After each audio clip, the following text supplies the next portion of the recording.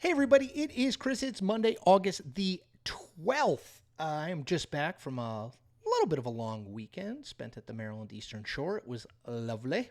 And over the weekend, Donald Trump, I believe it was Sunday, Donald Trump put something out on Truth Social in which he accused Kamala Harris's campaign of using artificial intelligence to inflate the number of people at an airport hangar rally that she had last week. Essentially saying that this was made up, that there was no one there. This is based on like right-wing fever swamp talk. It's not true. It's been documented over and over and over again how many people were there. There are people who have video from the event. Like, it's clear that the crowd that was there was the crowd that was there.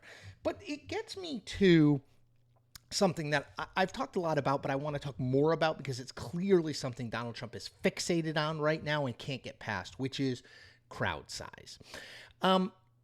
He was asked at his press conference on last Thursday at Mar-a-Lago, a question about whether Kamala Harris's crowds worried him. Was it something, the energy that she was driving? And he said a number of things.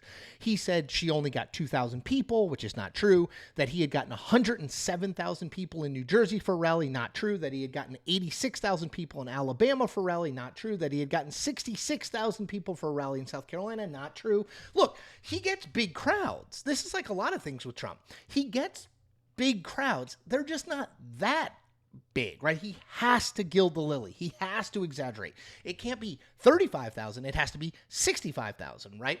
So the fact that Harris is getting big crowds clearly is irritating him. It was the question in that press conference last Thursday that most animated him. Trump was, thank you so much for asking that question. He went on and attacked Harris. He said in that press conference that his speech on January 6, 2021 was a bigger crowd than the number of people who attended the Washington I Have a Dream speech by Martin Luther King Jr. Again, totally and completely wrong and easily fact-checked and proven wrong.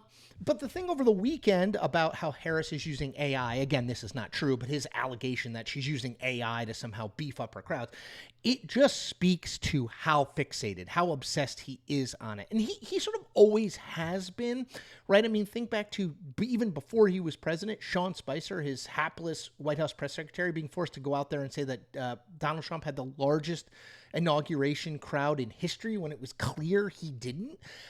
This has always been a thing, right?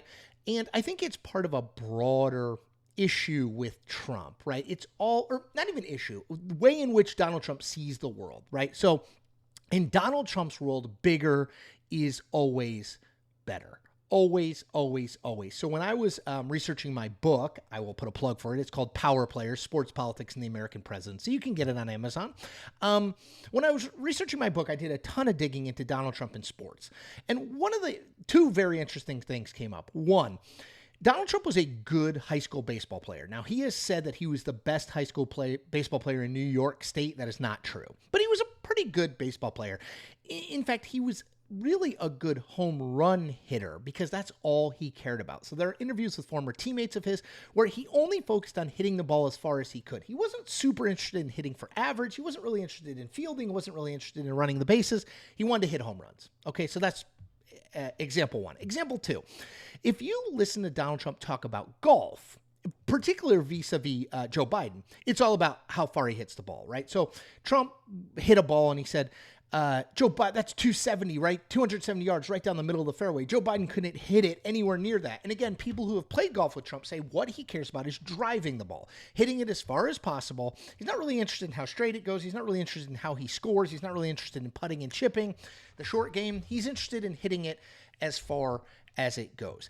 Bigger is always better, which brings me to another thing, the 2016 campaign. Do you remember when Marco Rubio attacked him for having small hands, right? Trump felt the need in a debate to say, he said, I have small hands. My hands are normal. He showed his hands. And then he said, and trust me, there's nothing wrong down there, implying other parts of his body and their size. So this is a thing. He tries to build the biggest buildings. He tries to charge the most for his rooms. Everything is bigger equals better. There is no nuance. There is no subtlety. There is no qualitative analysis. Everything is quantitative. Bigger equals better, whether it's crowd size, whether it's hotels, whether it's driving distance, whether it's hitting home runs, whether it's life, bigger is always better.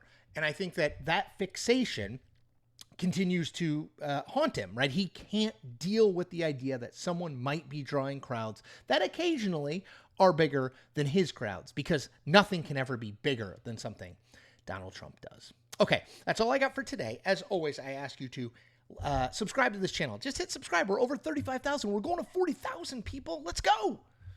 I got something special I got to work out, planned for 40,000. You'll want to see it. Make sure you like this video, thumbs up it. Make sure you comment on this video, and make sure you tell 10 friends, because again, we are growing, right? We are pushing.